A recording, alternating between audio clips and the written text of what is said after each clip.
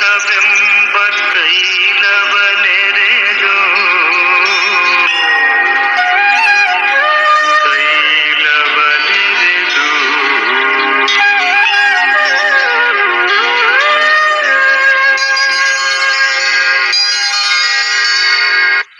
ಕಲ್ಯಾಣವೆಂಬ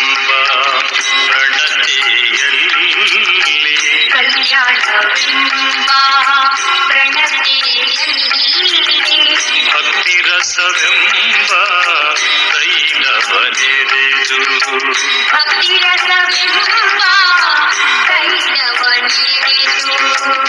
ಕಲ್ಯಾಣವೆಂಬ ಪ್ರಣತೆಯಲ್ಲಿ ಭಕ್ತಿ ರಸವೆಂಬ.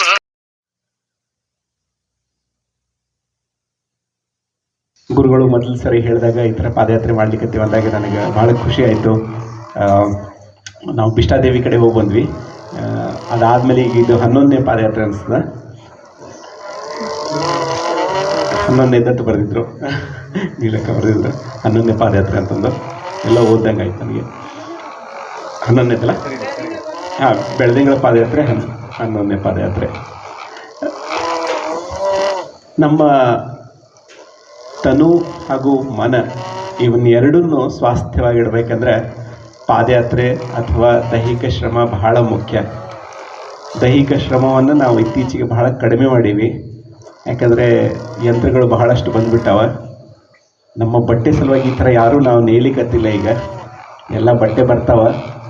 ಎಷ್ಟು ಬಟ್ಟೆ ಅಂದರೆ ಬಟ್ಟೆ ಇಟ್ಕೊಳ್ಳಿಕ್ಕೆ ಜಾಗ ಇಲ್ಲ, ಅಷ್ಟಾಗ್ಬಿಟ್ಟದ. ಹಾಗಾಗಿದ್ದರಿಂದ ನಮ್ಮ ದೈಹಿಕ ಚಟುವಟಿಕೆ ಇರಲಾರ್ದಕ್ಕೆ ಬಹಳಷ್ಟು ಜನರಿಗೆ ಮಾನಸಿಕ ಹಾಗೂ ದೈಹಿಕ ರೋಗಗಳು ಬರ್ಲಿಕ್ಕತ್ತಾವ.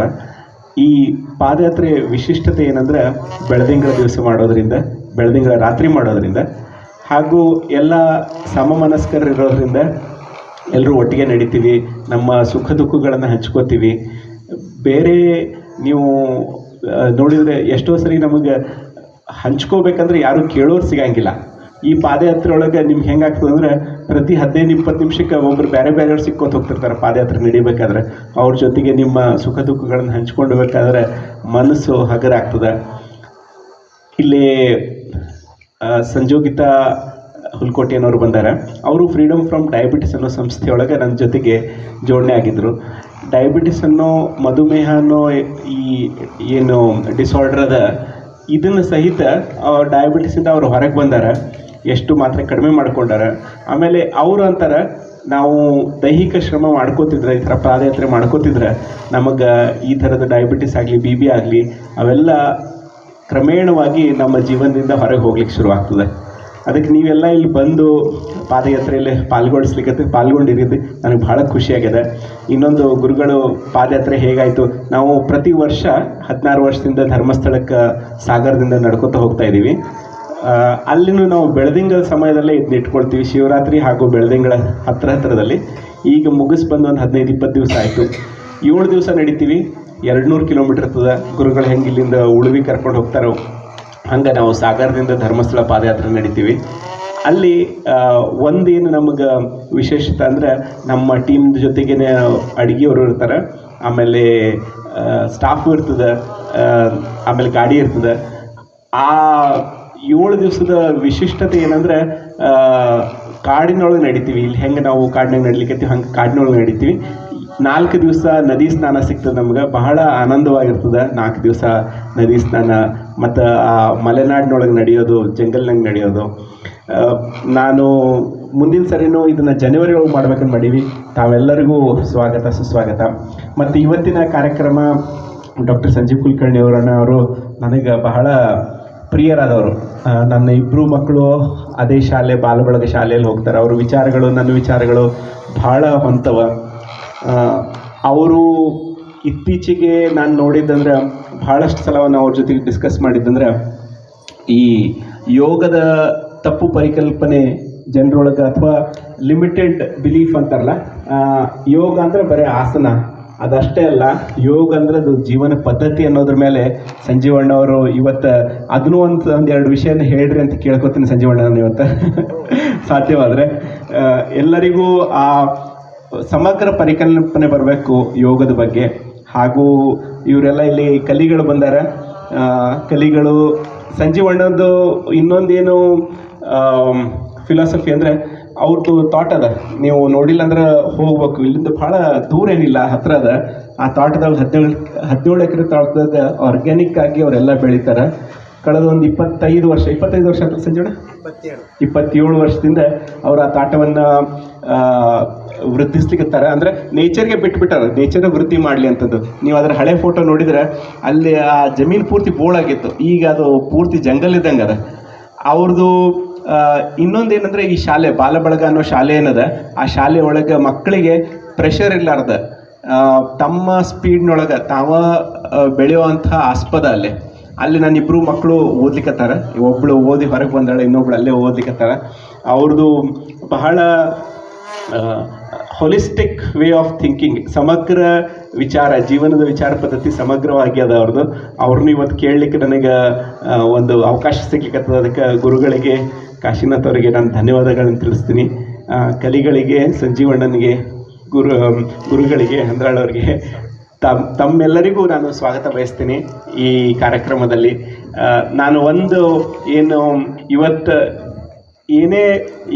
ಸಾಯಂಕಾಲ ಅಥವಾ ನಾಳೆ ಬೆಳಗ್ಗೆ ನೀವು ಪಾದಯಾತ್ರೆ ಮುಗಿಸ್ಕೊಂಡು ಹೋದಾಗ ಒಂದು ಏನು ನೀವು ನಿಮ್ಮ ಮನಸ್ಸಿಗೆ ತೊಗೊಂಡು ಹೋಗ್ಬೇಕಂದ್ರೆ, ಜೀವನವನ್ನು ಸರಳವಾಗಿ ಹೇಗೆ ಅರ್ಥಪೂರ್ಣವಾಗಿ ನಾವು ಕಳಿಬಹುದು ಅಂತ ಅನ್ನೋದನ್ನು ಸಂಜೀವಣ್ಣವರಿಂದ ಕಲಿಬಹುದು.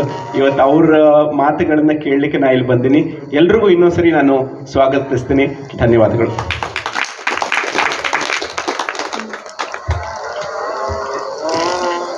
ಅನೇಕ ವಿಚಾರಗಳನ್ನು ಅನುಭವಗಳನ್ನು ಹಂಚಿಕೊಂಡರು ವೀರನಾರಾಯಣ ಕುಲಕರ್ಣಿ ಸರ್ ಅವರು ಕೂಡ ಬಹಳ ವಿಶೇಷವಾಗಿರ್ತಕ್ಕಂಥ ವ್ಯಕ್ತಿಗಳು.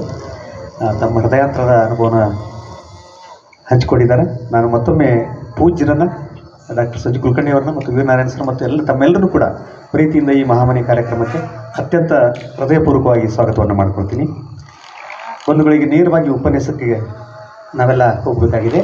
ಇದು ಒಂದು ಯೋಗ ಅಂತ ಹೇಳ್ಬೋದು. ಪ್ರತಿಯೊಂದಕ್ಕೂ ಒಂದು ವಿಶೇಷ ಗಳಿಗೆ, ಒಂದು ಹೊಂದಾಣಿಕೆ, ಒಂದು ಯೋಗ ಅಂದರೆ ಇದು. ಇವತ್ತು ಮಾರ್ಚ್ ಅಂದ ತಕ್ಷಣ ಮಾರ್ಚ್ 12 ಅಂದರೆ ಯಾರಿಗಾದ್ರೂ ಏನಾದರೂ ನೆನಪಾಗ್ಬೋದಾ? ಮಾರ್ಚ್ 12 ದಂಡಿ ಯಾತ್ರೆ ಎಂದೂ ಮರೀಲಿಕ್ಕಿಲ್ಲ ನಾವು. ಇಡೀ ಜಗತ್ತಿಗೆ ಆ ಗಾಂಧೀಜಿ ಅಂತಕ್ಕಂಥ ಶಕ್ತಿ ಏನು ಅಂತ ಪ್ರಕಟ ಆಯಿತು.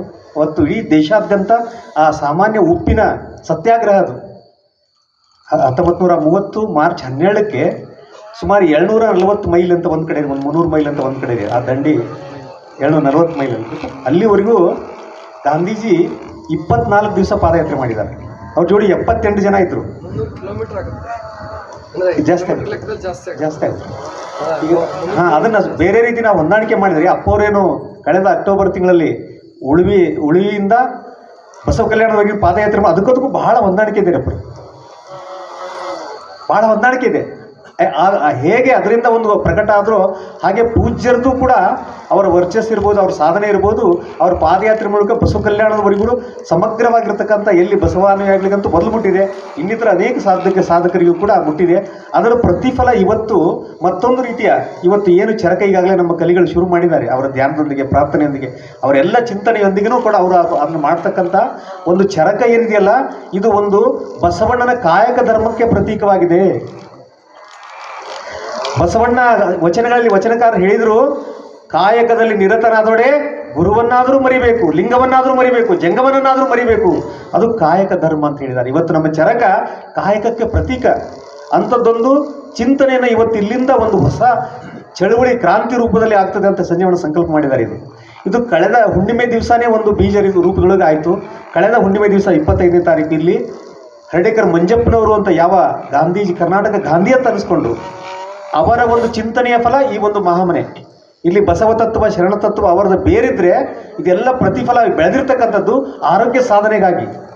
ಮತ್ತು ಜೊತೆಗೆ ಈ ಒಂದು ನಮ್ಮ ಸ್ವಾತಂತ್ರ್ಯ ಚಳವಳಿ ಹರ್ಡೀಕರ್ ಅಂತ ಹರ್ಡೇಕರ್ ಅಂತ ಮಂಜಪ್ಪನವ್ರು ಹೇಗೋ, ಅಲ್ಲಿ ಹರ್ಡೀಕರ್ ನಾರಾಯಣ್ ಅಂತ ಒಬ್ಬರು ಬರ್ತಾರೆ, ನಾಸು ಹರ್ಡೀಕರ್ ಅಂತ. ಅವ್ರ ಚಿಂತನೆಯನ್ನು ಕಳೆದ ಹುಣ್ಣಿಮೆ ದಿವಸ, ಇವತ್ತು 28 ದಿವಸ ಆಯಿತು, ಅತ್ಯಂತ ಅದ್ಭುತವಾಗಿರ್ತಕ್ಕಂಥ ಚಿಂತನೆ ಗೋಷ್ಠಿ ಇವತ್ತು ನಡೆಯಿತು. ಇದನ್ನು ಪ್ರತಿ ತಿಂಗಳು ಈ ಥರದ್ದು ಏನಾರು ಹೊಸತನವನ್ನು ಮಾಡಬೇಕಂತ ಅಪ್ಪವ್ರದ್ದೊಂದು ಸಂಕಲ್ಪ ಇತ್ತು. ಅದು ಇವತ್ತು ಮತ್ತೊಂದು ರೂಪದಲ್ಲಿ ಅತ್ಯಂತ ಸಾಕಾರಗೊಂಡಿದೆ. ಅದರ ಪ್ರತಿಫಲವಾಗಿ ಇವತ್ತು ಡಾಕ್ಟರ್ ಸಂಜೀವ್ ಕುಲಕರ್ಣಿ ಅವರು ಮೂಲತಃ ಅವರು ಬೆಳಗಾವಿ ಜಿಲ್ಲೆಯ ಸತ್ತಿ ಗ್ರಾಮದವರು. ಅವರ MBBS ಅನ್ನು ಹುಬ್ಬಳ್ಳಿ KMC ಒಳಗೆ ಮುಗಿಸ್ತಾರೆ. ನಂತರ ಅವರ ಸ್ನಾತಕೋತ್ತರ ವೈದ್ಯಕೀಯ ಪದವಿಯನ್ನು ದಾವಣಗೆರೆ ಮತ್ತು ಬೆಂಗಳೂರಿನಲ್ಲಿ ಮುಗಿಸಿ ಕಳೆದ 35 ವರ್ಷಗಳಿಂದ ಸ್ತ್ರೀ ಆರೋಗ್ಯ ತಜ್ಞರು ಮತ್ತು ಪ್ರಸೂತಿ ವೈದ್ಯರಾಗಿ ಅತ್ಯಂತ ಅದ್ಭುತ ಚಿಂತಕ ತಜ್ಞರಾಗಿದ್ದಾರೆ. ಮತ್ತು ಸದ್ಯ ಅವರು ತಾವರೆಗೆರೆ ಆಸ್ಪತ್ರೆ ಅಂತ ಧಾರವಾಡದೊಳಗೆ ಅದರ ಗೌರವಾನ್ವಿತ ನಿರ್ದೇಶಕರಾಗಿ ಅಲ್ಲಿ ಕೂಡ ವೈದ್ಯರು ಕೂಡ ಆಗಿದ್ದಾರೆ. ಜೊತೆಗೆ ಅವರ ಹವ್ಯಾಸಗಳಲ್ಲಿ ಪರಿಸರ, ಕೃಷಿ, ಶಿಕ್ಷಣ, ಆಧ್ಯಾತ್ಮ, ಧ್ಯಾನ ಮತ್ತು ಇತ್ತೀಚೆಗೆ ನೂಲ್ತಕ್ಕಂಥದ್ದನ್ನೇ ಒಂದು ಪ್ರಥಮ ಪ್ರಾಶಸ್ತ್ಯ ಕೊಟ್ಟು ಅದ್ರ ಜೊತೆ ತಮ್ಮನ್ನು ತಾವು ತೊಡಗಿಸಿಕೊಂಡಿದ್ದಾರೆ. ಜೊತೆಗೆ ಈಗಾಗಲೇ ವೀರನಾರಾಯಣ ಸರ್ ಹೇಳಿದಾಗೆ ಬಾಲ ಬಳಗ ಅಂತಕ್ಕಂಥ ಮುಕ್ತ ಮಾದರಿಯ ಶಾಲೆ ಅದು. 7ನೇ ತರಗತಿ ತನಕ ಕನ್ನಡ ಕಡ್ಡಾಯವಾಗಿ ಕಲಿಬೇಕು. 7ನೇ ತರಗತಿ ದಾಟಿದ ಮೇಲೆ ಕಡ್ಡಾಯವಾಗಿ ಇಂಗ್ಲೀಷ್ ಎಲ್ಲ ಮಾಧ್ಯಮದಲ್ಲಿ ಕಲಿಬೇಕು. ಈ ಥರದ್ದು ಅದ್ಭುತವಾಗಿರ್ತಕ್ಕಂಥ ಮಕ್ಕಳನ್ನು ಮುಕ್ತವಾಗಿ ಬೆಳೆಸ್ತಕ್ಕಂಥ ಒಂದು ಅದ್ಭುತ ಶಾಲೆಯನ್ನು ಕೂಡ ಅವರು ಶೈಕ್ಷಣಿಕ ಕ್ರಾಂತಿ ಕೂಡ ನಾಂದಿಯಾಗಿದ್ದಾರೆ. ಏನು ಧಾರವಾಡದ ಕರ್ನಾಟಕ ವಿದ್ಯಾವರ್ತಕ ಸಂಘ ಅಂತ ಇದೆ, ಅದರ ಕಾರ್ಯಕಾರಿ ಸಮಿತಿ ನಿರ್ದೇಶಕರಾಗಿದ್ದಾರೆ ಮತ್ತು ಧಾರವಾಡ ಗಾಂಧಿ ಪ್ರತಿಷ್ಠಾನದ ಅಧ್ಯಕ್ಷರಾಗಿದ್ದಾರೆ. ಮತ್ತು ಸ್ವಯಂ ದೀಪ ಜನ ಕೇಂದ್ರ ಅಂತ ಏನು ಇವತ್ತು ಈಗಾಗಲೇ ಗದ್ದಿ ಕಮಲಾಪುರದೊಳಗೆ ಸುಮನ ಸಂಗಮ ಅಂತ ಅದರ ಹೆಸರೇ ಒಂದು ವಿಶೇಷ. ಆ ಕಾಡು ತೋಟವನ್ನು ನಿರ್ಮಾಣ ಮಾಡುವಲ್ಲಿ ಬಹಳ ದೊಡ್ಡ ಅದು ಕೂಡ ಒಂದು ಅವರ ಸಾಧನೆಯಾಗಿರಿ. ಜೊತೆಗೆ ಅವರು ಮೊದಲ ಹೆಜ್ಜೆಗಳು ಅಂತ ಕವನ ಸಂಕಲನ ಮಾಡಿದ್ದಾರೆ. ಸಾವಿರದ ಬೇವಿನ ನೆರಳು ಅಂತೇಳಿ ಸ್ವದೇಶಿ ಪರಿಸರದ ಬಗ್ಗೆ ಒಂದು ಅದ್ಭುತವಾಗಿರ್ತಕ್ಕಂಥ ಗ್ರಂಥವನ್ನು ಕೂಡ ಬರೆದಿದ್ದಾರೆ. ಬೊಗಸೆ ಧ್ಯಾನ ಅಂತೇಳಿ ಒಂದು ಧ್ಯಾನದ ಪುಸ್ತಕ ಇದೆ. 101 ರೂಮಿ ಹನಿಗಳು ಅಂತೇಳಿ ಒಬ್ಬ ರೂಮಿ ಅಂತ ಕವಿಗಳ ಒಂದು 100 ಹನಿಗವನಗಳನ್ನು ಅನುವಾದ ಮಾಡಿದ್ದಾರೆ. ಜಲಾಲುದ್ದೀನ್ ರೂಮಿ ಆ ಒಂದು ವಿಶೇಷ ಕವಿತೆಗಳನ್ನು ಅದನ್ನು ಅನುವಾದ ಮಾಡಿದ್ದಾರೆ. ಇಂಥ ಒಂದು ಅದ್ಭುತ ಅತ್ಯಂತ ಸಮಗ್ರ ಅತ್ಯಂತ ವಿಶಿಷ್ಟ ವ್ಯಕ್ತಿತ್ವ ಡಾಕ್ಟರ್ ಸಂಜೀವಣ್ಣ ಕುಲಕರ್ಣಿ ಅವರು ಇವತ್ತು ನಮ್ಮ ಜೊತೆಗಿದ್ದು ನಮ್ಮೆಲ್ಲರ ಸೌಭಾಗ್ಯ. ಪೂಜ್ಯರ ಸಾಧನೆಯ ಜೊತೆಗೆ ನಾವು ಏನು ತೊಡಗಿಸ್ಕೊಂಡಿದ್ದೇವೆ ಅಂತ ಒಬ್ಬ ಸಾಧಕರನ್ನು ನಾವು ದರ್ಶನ ಮಾಡ್ಕೊಳ್ತಕ್ಕಂಥದ್ದು, ಅವರ ಚಿಂತನೆ ಕೇಳ್ತಕ್ಕಂಥದ್ದು, ಆ ದಿಶೆಯತ್ತ ನಾವು ಒಂದು 4 ಹೆಜ್ಜೆ ಹೋಗ್ತಕ್ಕಂಥ ಪ್ರೇರಣೆಯನ್ನು ನಾವೆಲ್ಲ ಪಡ್ಕೊಳ್ಳೋಣ ಅಂತೇಳಿ ನಾನು ಡಾಕ್ಟರ್ ಸಂಜೀವಣ್ಣ ಅವರಿಗೆ ತಮ್ಮ ಉಪನ್ಯಾಸವನ್ನು ಆರಂಭಿಸಬೇಕು ಅಂತೇಳಿ ಸನ್ಮಾನದಲ್ಲಿ ವಿನಂತಿ ಮಾಡ್ಕೊಳ್ತೀನಿ.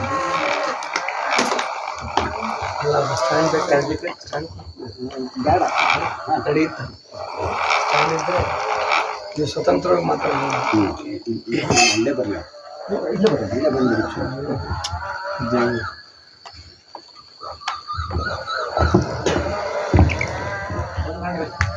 ನೋಡಿ, ಇಂಥ ಮೊಬೈಲ್ ಟೋನ್ ಇಟ್ಟರೆ ಮೊಬೈಲ್ ರಿಂಗ್ ಆಗುತ್ತೆ ಅಂತ ಯಾರಿಗೂ ಅನ್ಸೋದೇ ಇಲ್ಲ. ಆದರೂ ಬಂದ್ ಮಾಡ್ರಿ. ಅವರು ನೋಡ್ತಾ ಇದ್ದಾರೆ. ಅಲ್ಲ, ಮೊಬೈಲ್ ಬಂದ್ ಮಾಡಿ ಅದು ಹೋಗಿಲಕ್ಕೆ ಹೋಗ್ತಾ ಇದೆ.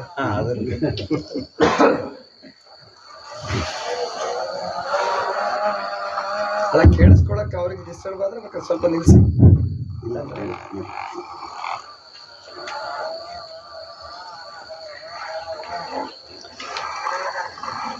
ಅರಳು ಹೂವಾಗಿ ಅರಳು, ಅರಳು ಹಾಡಾಗಿ ಅರಳು, ಅರಳು ಹೂವಾಗಿ ಅರಳು, ಅರಳು ಹಾಡಾಗಿ ಅರಳು. ನಿನ್ನ ನಿಜವನು ಅರಿತು, ನಿನ್ನ ನಿಜವನು ಅರಿತು, ನೀನು ನೀನಾಗಿ ಅರಳು, ನೀನು ನೀನಾಗಿ ಅರಳು.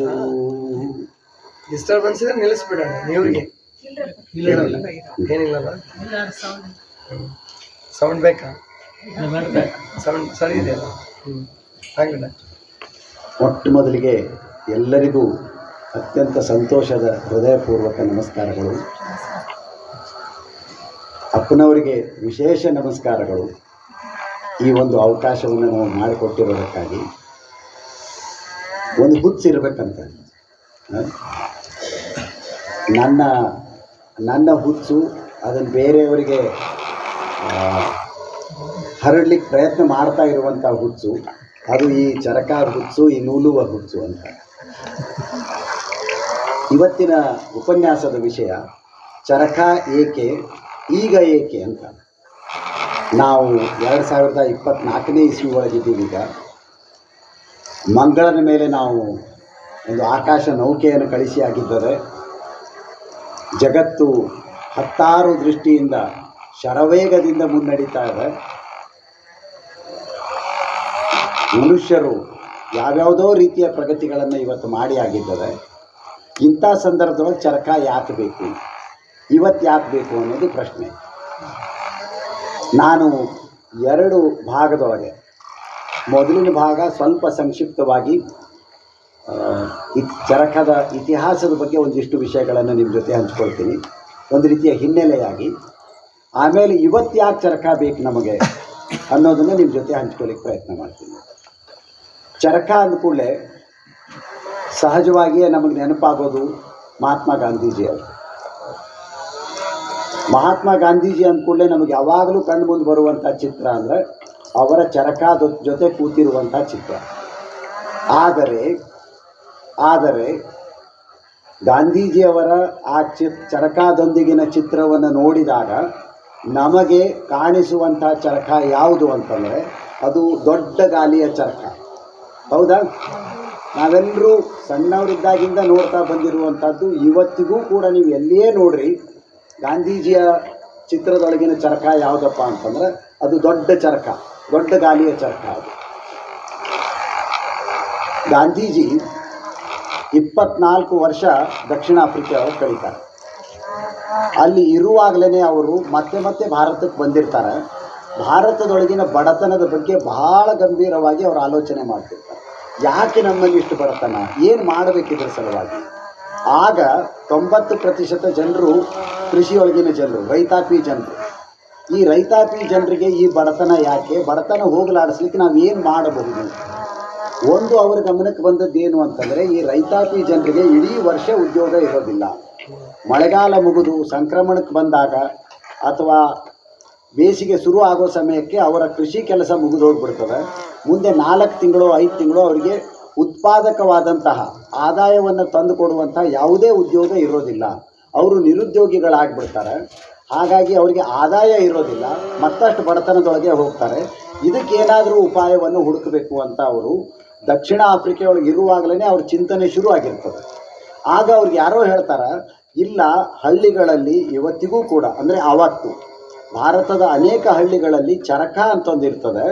ಅನೇಕ ಹೆಣ್ಣುಮಕ್ಕಳು ಮನೆಯೊಳಗೆ ತಮಗೆ ಸಮಯ ಸಿಕ್ಕಾಗ ಅವರು ಚರಕದಿಂದ ನೂಲು ತೆಗಿತಾರೆ, ಅದನ್ನು ಬಟ್ಟೆಯಾಗಿ ಮಾರ್ಪಾಡು ಮಾಡ್ಕೊಂಡ್ಬಿಟ್ಟು ಒಂದಿಷ್ಟು ಸ್ವಾವಲಂಬನೆಯನ್ನು ಸಾಧಿಸ್ಕೊಳ್ತಾರೆ ಅಂತ ಯಾರೋ ಹೇಳ್ತಾರೆ. ಗಾಂಧೀಜಿಗೆ ಆ ಚರಕ ಅನ್ನೋ ಶಬ್ದ ತಲೆಯೊಳಗೆ ಕೂಡ್ತದೆ. ವಾಪಸ್ ಅವರು 1915 ಭಾರತಕ್ಕೆ ಬರ್ತಾರೆ. ಬಂದಾಗಿನಿಂದ ಅವರು ಈ ಚರಕ ಎಲ್ಲದ ಅವರು ಹುಡುಕಾಟ ಶುರು ಮಾಡ್ತಾರೆ. ಅವರಿಗೆ 2 ರಿಂದ 3 ವರ್ಷ ಹಿಡಿತದೆ. ಕೊನೆಗೆ ಒಬ್ಬ ಕಮಲಾಬೆನ್ ಮಜುಮ್ದಾರ್ ಅನ್ನುವಂಥ ಒಬ್ಬ ದಲಿತ ವಿಧವೆ, ಅವರು ಶಿಕ್ಷಣದ ಒಂದು ಕಾರ್ಯಕ್ರಮಕ್ಕೆ ಯಾವುದೋ ಒಂದು ಹಳ್ಳಿಗೆ ಹೋದಾಗ ಅವಳು ಹೇಳ್ತಾಳೆ, ಇಲ್ಲ, ನನ್ನ ಮನೆಯೊಳಗೆ ಚರಕ ಅದ ಅಂತ. ತಕ್ಷಣಕ್ಕೆ ಗಾಂಧೀಜಿಯವರು ಅವಳ ಚರಕಾದ ಜೊತೆಗೆ ತಮ್ಮ ಆಶ್ರಮಕ್ಕೆ ಕರ್ಕೊಂಡು ಬರ್ತಾರೆ. ಅವಳಿಂದ ತಾವು ಚರಕ ನೂಲೋದನ್ನು ಕಲಿತಾರೆ. ಕಲಿತ ಬಳಿಕ ಆಶ್ರಮದ ವಾಸಿಗಳಂತ ಯಾರು ಇರ್ತಾರೋ ಅವರೆಲ್ಲರೂ ಚರಕ ನೂಲೋದನ್ನು ಕಲಿಬೇಕು, ಕಡ್ಡಾಯವಾಗಿ ಪ್ರತಿ ದಿವಸ ಚರಕ ಮಾಡಬೇಕು ಅನ್ನೋದನ್ನು ರೂಢಿಸ್ಕೊಳ್ತಾರೆ. ಮುಂದೆ ಅವರಿಗೆ ಚರಕ ಅಂತ ಅನ್ನೋದು ಎಷ್ಟು ಮಹತ್ವದ್ದು ಅನ್ನೋದು ಮತ್ತಷ್ಟು ಅರ್ಥ ಆಗ್ತಾ ಹೋಗ್ತದೆ ಅವರಿಗೆ. ಹಾಗಾಗಿ 1925 ಅವರು ಒಂದು ಅಖಿಲ ಭಾರತ ಸ್ಪರ್ಧೆ ಏರ್ಪಾಡು ಮಾಡ್ತಾರೆ. ಅಂದರೆ ಆಗಲೇ ಅವರು ಸ್ವಾತಂತ್ರ್ಯ ಚಳುವಳಿಗಳು ಭಾಳ ಸಕ್ರಿಯರಾಗಿರ್ತಾರೆ. ಭಾಳ ಬೇರೆ ಬೇರೆ ಕಡೆ ಅವ್ರಿಗೆ ಓಡಾಡೋದಿರ್ತದೆ. ಬೇರೆ ಬೇರೆ ಊರಿಗೆ ಹೋಗುವಂಥ ಪ್ರಸಂಗಗಳು ಬರ್ತಿರ್ತಾವೆ. ಪ್ರತಿಯೊಂದು ಸಲನೂ ಬೇರೆ ಊರಿಗೆ ಹೋಗ್ಬೇಕಾದ್ರೆ ಆ ದೊಡ್ಡ ಚರಕ ತೊಗೊಂಡು ಹೋಗೋದು ಸಾಧ್ಯ ಆಗೋದಿಲ್ಲ. ಊರಿಂದ ಊರಿಗೆ ಹೆಂಗೆ ತೊಗೊಂಡು ಹೋಗೋದು, ಅಷ್ಟು ದೊಡ್ಡ ಚರಕ ಅದು. ಅದಕ್ಕೆ ಅವರು 1925 ಮೊದಲನೇ ಸಲ ಒಂದು ಅಖಿಲ ಭಾರತ ಸ್ಪರ್ಧೆ ಏರ್ಪಾಡು ಮಾಡ್ತಾರೆ. ಯಾರು ನನಗೆ ಊರಿಂದ ಊರಿಗೆ ಎತ್ಕೊಂಡು ತೊಗೊಂಡು ಹೋಗಬಹುದಾದಂಥ ಪುಟ್ಟದಾದಂಥ ಚರಕ ಮಾಡಿಕೊಡ್ತಾರೋ ಅವರಿಗೆ 5,000 ರೂಪಾಯಿ ಬಹುಮಾನ ಘೋಷಣೆ ಮಾಡ್ತಾರೆ. 1925 5,000 ರೂಪಾಯಿಯ ಬಹುಮಾನ ಅಂತ ಘೋಷಣೆ ಮಾಡ್ತಾರೆ. ಅನೇಕರು ತಾವು ತಯಾರು ಮಾಡಿದಂಥ ಮಾದರಿಗಳನ್ನು ತಂದು ತೋರಿಸ್ತಾರೆ. ಯಾವುದೂ ಸಮಾಧಾನಕರ ಆಗಿರೋದಿಲ್ಲ. ಆ ಪ್ರಯತ್ನ ಅಲ್ಲಿಗೆ ಉಳಿತದೆ. ಮತ್ತೆ ಮುಂದೆ 1932-33 ಸಂದರ್ಭದೊಳಗೆ ಮತ್ತೊಂದು ಸಲ ಅಖಿಲ ಭಾರತ ಚರಕ ಸ್ಪರ್ಧೆಯನ್ನು ಏರ್ಪಾಡು ಮಾಡ್ತಾರೆ. ಯಾರು ನನಗೆ ಪುಟ್ಟದಾದಂತಹ ಎತ್ತಿಕೊಂಡು ಓಡಾಡಬಹುದಾದಂಥ ಚರಕ ತಯಾರು ಮಾಡಿಕೊಡ್ತಾರೋ ಅವರಿಗೆ 1,00,000 ರೂಪಾಯಿ ಬಹುಮಾನ ಇಡ್ತಾರೆ. 1,00,000 ರೂಪಾಯಿ ಅಂದರೆ ಇದು ಅಷ್ಟು ಮಹತ್ವದ್ದು ಅನ್ನೋದು ಗಾಂಧೀಜಿಯವ್ರಿಗೆ ಮನವರಿಕೆ ಆಗಿಬಿಟ್ಟಿರ್ತದೆ. ಭಾರತೀಯರಿಗೆ ಸ್ವಾವಲಂಬನೆ ಬೇಕು ಅಂತಂದರೆ ಅವ್ರದ್ದೊಂದು ದೊಡ್ಡ ಘೋಷಣೆ ಏನು ಅಂತಂದರೆ, ನೀವು ನನಗೆ ಚರಕ ಕೊಡ್ರಿ, ನಾನು ನಿಮಗೆ ಸ್ವಾತಂತ್ರ್ಯ ತಂದು ಕೊಡ್ತೀನಿ ಅಂತ ಹೇಳ್ತಾರೆ ದೇಶಕ್ಕೆ. 1936-37 ಸಂದರ್ಭದೊಳಗೆ ಅವರು 20 ಲಕ್ಷ ಚರಕಗಳನ್ನು ಮಾಡಿಸಿ ದೇಶದಾದ್ಯಂತ ಹಂಚ್ತಾರೆ. 20 ಲಕ್ಷ ಚರಕ ಅಂದರೆ ಅವರಿಗೆ ಗೊತ್ತಾಗಿಬಿಟ್ಟಿರ್ತದೆ ಮನುಷ್ಯರು ಸ್ವಾವಲಂಬಿ ಆಗಬೇಕಾದ್ರೆ, ಅವರಿಗೆ ಶಾರೀರಿಕ ಮತ್ತು ಮಾನಸಿಕ ಆಧ್ಯಾತ್ಮಿಕ ಸ್ವಾಸ್ಥ್ಯ ದೊರಕಬೇಕಾದ್ರೆ ಚರಕ ಒಂದು ಬಹಳ ಸೂಕ್ತವಾದಂಥ ಅತ್ಯುತ್ತಮವಾದಂಥ ಸಾಧನ ಅಂತ. ಆದರೆ 1947 ಆಗಸ್ಟ್ 15 ನಮಗೆ ಸ್ವಾತಂತ್ರ್ಯ ಸಿಗ್ತದೆ. ಮುಂದಿನ ಹಲವಾರು ದಶಕಗಳಲ್ಲಿ ಕ್ರಮೇಣ ಚರಕ ಅಂತನ್ನೋದು ಹಿಂದೆ ಹಿಂದೆ ಹಿಂದೆ ಸರಿತಾ ಹೋಗ್ಬಿಟ್ಟು ಹೆಚ್ಚು ಕಡಿಮೆ ಕಣ್ಮರೆಯಾಗಿ ಹೋಗ್ಬಿಡುತ್ತೆ. ಇವತ್ತಿಗೂ ಕೂಡ ನೀವು ಯೂಟ್ಯೂಬ್ದೊಳಗೆ ಗಾಂಧೀಜಿ ಈ ಪೆಟ್ಟಿಗೆ ಚರಕದಿಂದ ನೂಲು ತೆಗೆಯೋದನ್ನು ನೋಡ್ಬೋದು, ವಿಡಿಯೋ ನೋಡ್ಬೋದು. 1935-40 ಸಂದರ್ಭದೊಳಗೆ ಒಬ್ಬ ವಿದೇಶಿ ವ್ಯಕ್ತಿಯ ಜೊತೆ ಸಂದರ್ಶನ ಮಾಡ್ತಾ ಅದ್ಭುತವಾದಂಥ ಚರಕ ನೂಲೋದನ್ನು ನೀವು ನೋಡ್ಬೋದು. ಆವಾಗಲೇ ಬಂದಿತ್ತು ಪೆಟ್ಟಿಗೆ ಚರಕ ಅನ್ನೋದನ್ನು. ಆದರೆ ನಮ್ಮ ಶಿಕ್ಷಣ ಪದ್ಧತಿಯೂ ನಮಗದನ್ನು ತೋರಿಸಲಿಲ್ಲ, ನಮ್ಮ ಸಮಾಜದೊಳಗಿನ ಹಿರಿಯರು ಕೂಡ ನಮಗದನ್ನು ತೋರಿಸಲಿಲ್ಲ ಇಂಥದ್ದೊಂದು ಚರಕ ಇರ್ತದೆ ಅಂತ. ಇವತ್ತು ನೀವು ನೋಡ್ತಾ ಇದ್ದೀರಿ, ನಮ್ಮ ಕಲಿಗಳೇನು ಚರಕದಿಂದ ನೂಲು ತೆಗಿತಾ ಇದ್ದಾರೋ ಇದು ಪೆಟ್ಟಿಗೆ ಚರಕ ಅಂತೇಳಿ. ಇದಕ್ಕಿಂತ ಸಣ್ಣದೊಂದಿರ್ತದೆ, ಅದು ಪ್ರವಾಸದ ಚರಕ ಅಂತಂದು ಬರ್ತದೆ. ಅದಕ್ಕಿಂತ ಸಣ್ಣದು ಸುಮಂಗಲ ಮಾಡ್ತಾ ಇರೋದು ಅದು ಪುಸ್ತಕ ಚರಕ ಅಂತ ಸ್ಮಾರ್ಟ್ ಆಗಿದೆ, ಇಷ್ಟೇ ಪುಟ್ಟದಾದಂಥ ಚರಕ. ಅಂದರೆ ಬಹಳ ಸುಲಭವಾಗಿ ನಾವು ಎಲ್ಲಾದರೂ ತೊಗೊಂಡು ಹೋಗಬಹುದಾದಂಥ ಚರಕಗಳನ್ನು ಆಗಲೇ ಅಭಿವೃದ್ಧಿ ಮಾಡಿದ್ವಿ. ಆದರೆ ಇದೆಲ್ಲ ಚರಿತ್ರೆ. ಇವತ್ತು ಯಾಕೆ ಬೇಕು ನಮಗೆ ಚರಕ? ಜಗತ್ತು ಮುಂದೆ ಹೋಗಿರುವಾಗ, ನಮ್ಮ ದೇಶ ಇಷ್ಟೊಂದು ಮುನ್ನಡೆ ಸಾಧಿಸಿರುವಾಗ ಚರಕ ಅಂತನ್ನೋದು ಯಾಕೆ ನಮಗೆ ಹುಚ್ಚು ಹಿಡಿಸ್ಬೇಕು ಅನ್ನೋದು ಮುಖ್ಯ ಪ್ರಶ್ನೆ. ಈ ಪ್ರಶ್ನೆಗೆ ನಾನು ಉತ್ತರ ಕೊಡಲಿಕ್ಕೆ ಪ್ರಯತ್ನ ಮಾಡೋದು 3 ಅಥವಾ 4 ನೆಲೆಗಳಲ್ಲಿ, ಜಾಗತಿಕವಾಗಿ, ರಾಷ್ಟ್ರೀಯವಾಗಿ, ಸಾಮಾಜಿಕವಾಗಿ ಮತ್ತು ವೈಯಕ್ತಿಕವಾಗಿ 4 ನೆಲೆಗಳಲ್ಲಿ ಇವತ್ತು ಚರಕ ನಮಗೆ ಯಾಕೆ ಬೇಕು ಅನ್ನೋದನ್ನು ನಿಮ್ಮ ಜೊತೆ ಹಂಚ್ಕೊಳ್ಳಿಕ್ಕೆ ನಾನು ಪ್ರಯತ್ನ ಮಾಡ್ತೀನಿ. ಜಾಗತಿಕವಾಗಿ ಏನಾಗ್ತಾ ಇದೆ ಅಂತ ಅನ್ನೋದನ್ನು ನಾವು ಸ್ವಲ್ಪ ನೋಡೋಣ. ಇವತ್ತು ಮಾರ್ಚ್ 23, 2024 ಇಡೀ ಭೂಗ್ರಹದ ತಾಪಮಾನವನ್ನು ಅಳತೆ ಮಾಡಿಬಿಟ್ಟು ದಾಖಲೆ ಮಾಡುವಂಥ ಒಂದು ವ್ಯವಸ್ಥೆ ಸುಮಾರು 100 ವರ್ಷದಿಂದ ಹಿಂದೆ ಶುರುವಾಯಿತು. ಒಟ್ಟಾರೆ ಭೂಗ್ರಹದ ತಾಪಮಾನ ಎಷ್ಟು ಅಂತ 250 ವರ್ಷಗಳ ಹಿಂದೆ ಕೈಗಾರಿಕಾ ಕ್ರಾಂತಿ ಅಂತ ಏನು ನಾವು ಮಾಡಿಕೊಂಡ್ವೋ, ಕಾರ್ಖಾನೆಗಳನ್ನು ಹೆಚ್ಚು ಮಾಡ್ಕೊಂಡ್ವಿ, ಹೆಚ್ಚು ವಸ್ತುಗಳನ್ನು ಉತ್ಪಾದನೆ ಮಾಡ್ಕೊಳ್ಳಿಕ್ಕೆ ಶುರು ಮಾಡಿದ್ವಿ. ಅದರಿಂದಾಗಿ ಭೂಗ್ರಹದ ತಾಪಮಾನ ಹೆಚ್ಚಾಗಲಿಕ್ಕೆ ಶುರುವಾಯಿತು. ದಾಖಲೆಗಳನ್ನು ಇಡಲಿಕ್ಕೆ ಪ್ರಾರಂಭವಾದ ನಂತರ ಅತ್ಯಂತ ಬಿಸಿಯಾದ ವರ್ಷ ಅಂತಂದರೆ ಈಗಷ್ಟೇ ಕಳೆದು ಹೋದಂಥ 2023.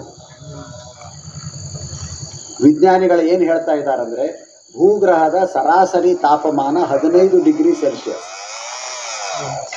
ಸಮಭಾಜಕ ವೃತ್ತ ಆಫ್ರಿಕಾದಂಥ ದೇಶಗಳಲ್ಲಿ ಅದು ಸೂರ್ಯನಿಗೆ ಸಮೀಪ ಬರೋದರಿಂದಾಗಿ ಅಲ್ಲಿ ತಾಪಮಾನ ಬಹಳ ಹೆಚ್ಚಿರ್ತದೆ, 40, 45, 50 ಡಿಗ್ರಿ ಸೆಲ್ಸಿಯಸ್ ಇರ್ತದೆ. ಧ್ರುವ ಪ್ರದೇಶಗಳಲ್ಲಿ ಅದು ಶೂನ್ಯ ಇರ್ತದೆ, ಶೂನ್ಯಕ್ಕಿಂತಲೂ ಕಡಿಮೆ ಇರ್ತದೆ. ಆದರೆ ಸರಾಸರಿಯಾಗಿ 15 ಡಿಗ್ರಿ ಸೆಲ್ಸಿಯಸ್. ಕೈಗಾರಿಕಾ ಕ್ರಾಂತಿಯ ನಂತರ ಈ ತಾಪಮಾನ ಆಗ್ತಾ ಇರೋದು. ಈಗ ವಿಜ್ಞಾನಿಗಳು ಏನು ಹೇಳ್ತಾ ಇದ್ದಾರೆ ಅಂದರೆ 1.5 ಡಿಗ್ರಿ ಸೆಲ್ಸಿಯಸ್ ಹೆಚ್ಚಾಗಿ ಬಿಟ್ಟರೆ ನಾವು ಹಿಂದಕ್ಕೆ ಬರಲಾರದಷ್ಟು ದೊಡ್ಡ ಹಾನಿಯನ್ನು ಮಾಡ್ಕೊಂಡ್ಬಿಡ್ತೀವಿ. ನಮ್ಮ ಸುತ್ತಲಿನ ಪಕ್ಷಿಗಳು, ಪ್ರಾಣಿಗಳು, ಗಿಡಮರ ಸಸ್ಯಗಳು ಎಲ್ಲವೂ ವಿನಾಶದ ಹಾದಿಗೆ ಹೋಗಿಬಿಡ್ತವೆ. ಎಷ್ಟು ಹೆಚ್ಚಾದರೆ 1.5 ಡಿಗ್ರಿ ಸೆಲ್ಸಿಯಸ್ ಹೆಚ್ಚಾದರೆ. ಈಗ 2023 ಹೆಚ್ಚಳ ಆಗಿದ್ದೀವಿಯೋ ನಾವಿವತ್ತು ಎಲ್ಲಿಗೆ ಬಂದು ನಿಂತಿದ್ದೀವಿ ಅಂದರೆ 1.45 ಡಿಗ್ರಿ ಸೆಲ್ಸಿಯಸ್ಸಿಗೆ ಬಂದು ನಿಂತಿದ್ದೀವಿ. ಅಂದರೆ ಅಕ್ಷರಶಃ 6ನೆಯ ಮಹಾಜೀವನಾಶದ ಅಂಚಿಗೆ ಬಂದು ನಿಂತಿದ್ದೀವಿ ನಾವು. ಇದೆಲ್ಲ ಚರಕಕ್ಕೆ ಏನು ಸಂಬಂಧಿಸಿದ್ದು? ಚರಕಕ್ಕೆ ಯಾಕೆ ಸಂಬಂಧಿಸಿದ್ದು ಅಂತಂದರೆ ಇವತ್ತು ನೀವು ಇಡೀ ಜಗತ್ತೇನು ಬಟ್ಟೆಯನ್ನು ತೊಡ್ತಾ ಇದೆಯೋ, ನಾವು ಮನುಷ್ಯರೇನು ಬಟ್ಟೆ ತೊಟ್ಕೊಳ್ತಾ ಇದ್ದೀವೋ, ಇವತ್ತು 100ಕ್ಕೆ 90 ಪಾಲು ಬಟ್ಟೆ ಬರೋದು ಪೆಟ್ರೋಲಿಯಂ ಮೂಲದಿಂದ. ನಮ್ಮ ಪಾಲಿಯೆಸ್ಟರ್ ಆಗಿರ್ಬೋದು, ಲೈಕ್ರಾ ಆಗಿರ್ಬೋದು, ಸ್ಪ್ಯಾಂಡೆಕ್ಸ್ ಆಗಿರ್ಬೋದು, ಈಗಿನ ವಿದ್ಯಾರ್ಥಿಗಳು ಹಾಕ್ಕೊಂಡು ಓಡಾಡ್ತಾರಲ್ಲ ಆ ಬಟ್ಟೆ ಅದು ಬರೋದು ಪೆಟ್ರೋಲಿಯಂ ಮೂಲದಿಂದ ಬರೋದ್ರಿಂದಾಗಿ 2 ರೀತಿಯ ದೊಡ್ಡ ಪರಿಸರ ಮಾಲಿನ್ಯ ಆಗ್ತದೆ. ಒಂದು, ಅದನ್ನು ಉತ್ಪಾದನೆ ಮಾಡುವಾಗಲೇ ನಾವು ದೊಡ್ಡ ಪ್ರಮಾಣದ ಪರಿಸರ ನಾಶವನ್ನು ಮಾಡ್ತೀವಿ.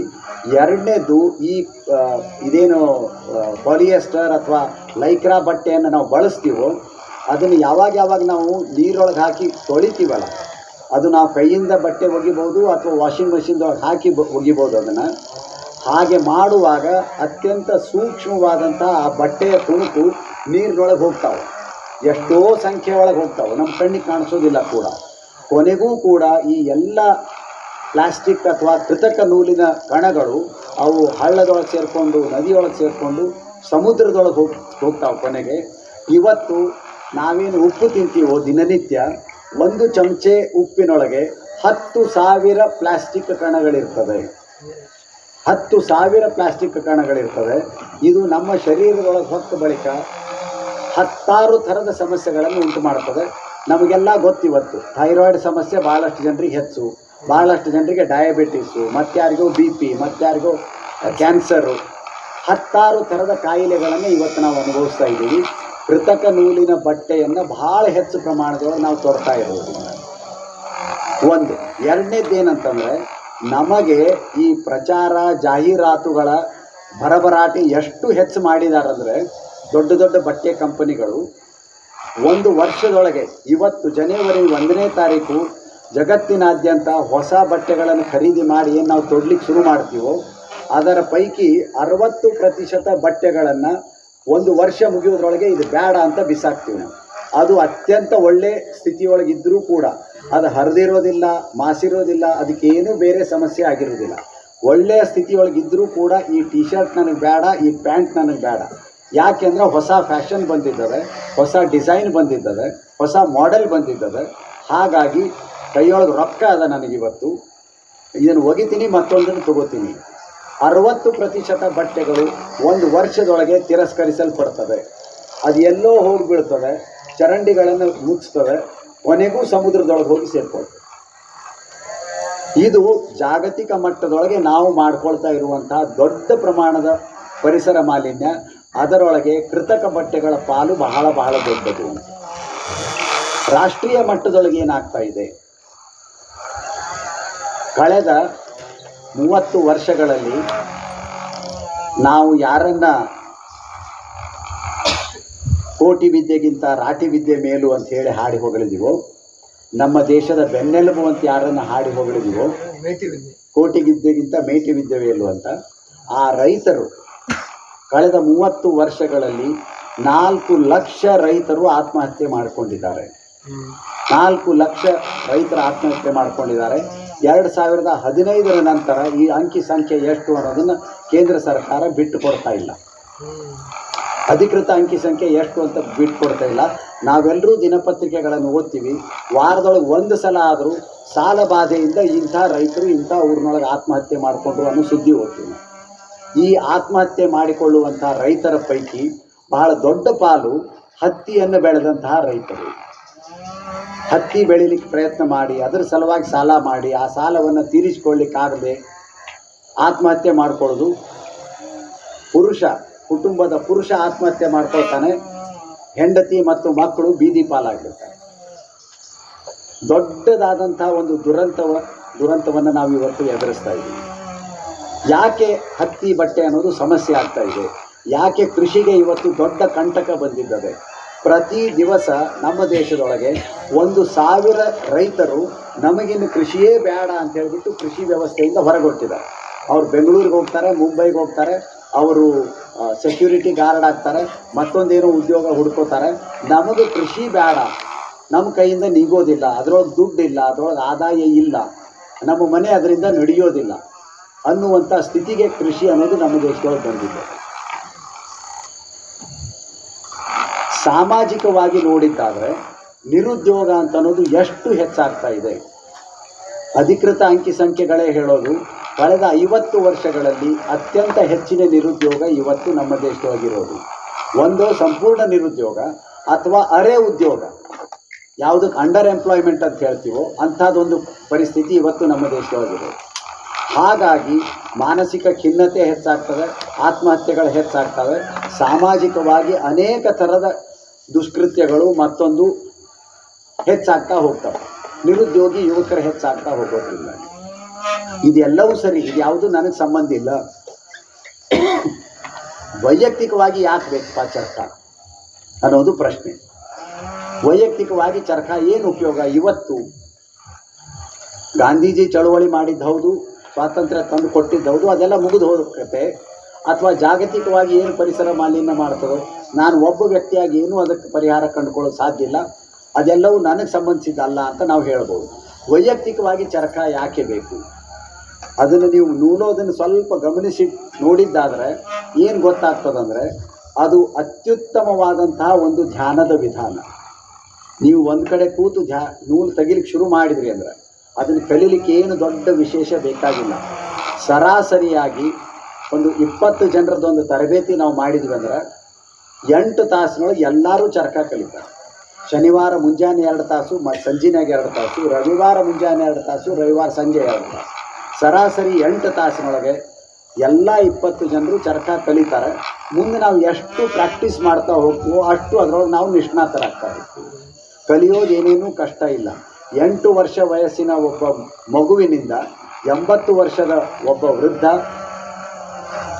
ಹಳ್ಳಿಯವರು, ಶಹರದವರು, ಶಾಲೆ ಕಲೀಲಾರದವರು, ಶಾಲೆ ಕಲಿತವರು, ಬಡವರು, ಶ್ರೀಮಂತರು, ಬೇರೆ ಬೇರೆ ಪ್ರದೇಶದವರು, ಬೇರೆ ಬೇರೆ ಭಾಷೆಯವರು ಎಲ್ಲರೂ ಚರಕ ಕಲಿಬೋದು. ಕಲಿತ್ಬಿಟ್ಟು ನಮ್ಮ ಮನೆಗಳಲ್ಲಿ ನಮ್ಮ ದೈಹಿಕ ಸ್ವಾಸ್ಥ್ಯದ ಸಲುವಾಗಿ, ನಮ್ಮ ಮಾನಸಿಕ ಸ್ವಾಸ್ಥ್ಯದ ಸಲುವಾಗಿ ಮಾಡೋದು ಒಂದು ಅತ್ಯುತ್ತಮವಾದಂಥ ಧ್ಯಾನದ ವಿಧಾನ. ಈಗಷ್ಟೇ ನಾವು ಬಂದು ಸ್ವಾಮೀಜಿಯವ್ರನ್ನ ಭೇಟಿಯಾದಾಗ ಅವ್ರು ಏನು ಹೇಳಿದ್ರಂದರೆ, ನನಗೆ ಈ ನೂಲೋದನ್ನು ಕಲಿಯೋದದೆ ಯಾಕೆ ಅಂದರೆ ಅದು ಉತ್ಪಾದಕ ಧ್ಯಾನ ಅಂತ. ನಾವು ಕೂತು ಧ್ಯಾನ ಮಾಡ್ತೀವಿ, ನಡಿಗೆ ಧ್ಯಾನ ಅಂತ ಮಾಡ್ತೀವಿ. ಹೌದು, ನಾವು ಒಂದು ಅರ್ಧ ತಾಸು ಮಾಡ್ತೀವೋ, 1 ತಾಸು ಮಾಡ್ತೀವೋ, ಅದರಿಂದ ವಸ್ತುವಿನ ರೂಪದೊಳಗೆ ಏನೂ ಉತ್ಪಾದನೆ ಆಗೋದಿಲ್ಲ. ಆದರೆ ನೂಲೋದನ್ನೇ ಒಂದು ಧ್ಯಾನವಾಗಿ ಮಾಡಿಕೊಂಡಾಗ ಒಂದು ಅರ್ಧ ತಾಸೋ ನಾವು ನೂಲು ತೆಗೆದ್ವಿ ಅಂತಂದ್ರೆ ಅದು ನಮಗೆ ನೂಲನ್ನು ತಯಾರು ಮಾಡಿಕೊಡ್ತದೆ.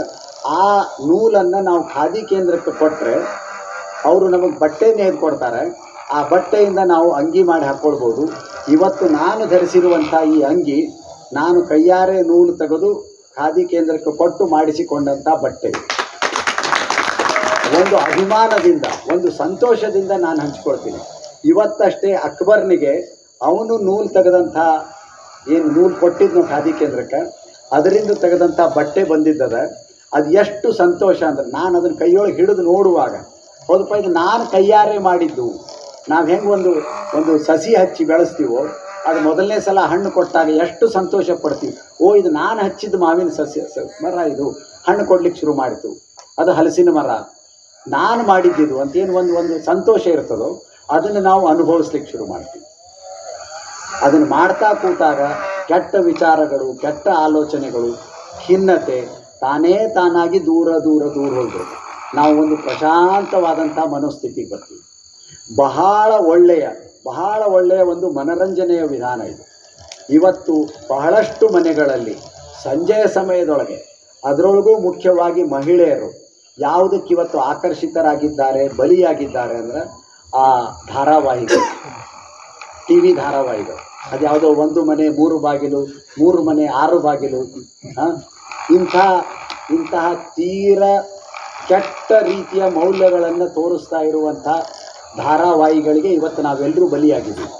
ಪರ್ಯಾಯವಾಗಿ ನಾವು ಒಬ್ಬೊಬ್ಬರೇ ಕೂತು ನೂಲ್ಬಹುದು, ಅಥವಾ ಆಜು ಬಾಜು ಮನೆಗಳವ್ರಿಗೆ ಸೇರಿ 2-4 ಹೆಣ್ಮಕ್ಳು ಒಂದು ಕಡೆ ಬಂದು ನಾವು ಒಂದು ಅರ್ಧ ತಾಸು ನೂಲು ತೆಗಿತೀವಪ್ಪ, ಜೊತೆಗೆ ನಾವು ಹಾಡ್ತೀವಿ, ಜೊತೆಗೆ ನಾವು ಒಗಟು ಹೇಳ್ತೀವಿ, ಜೊತೆಗೆ ನಾವು ಬಾಜುಕ್ಕೊಂದು ಮೊಬೈಲ್ ಇಟ್ಕೊಂಡ್ಬಿಟ್ಟು ಸಂಗೀತ ಕೇಳ್ತೀವಿ, ಅಥವಾ ಸಿದ್ದೇಶ್ವರ ಸ್ವಾಮೀಜಿಯವರ ಉಪನ್ಯಾಸ ಕೇಳ್ತೀವಿ.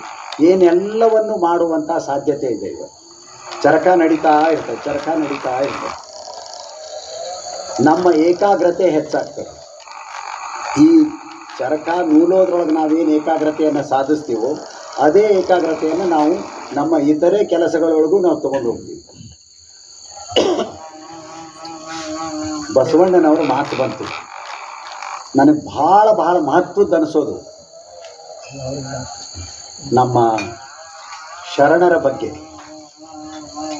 ಕಾಯಕವೇ ಕೈಲಾಸ ಅನ್ನುವಂಥ ಒಂದು ಸೂತ್ರವನ್ನು ಕೊಟ್ಟರು.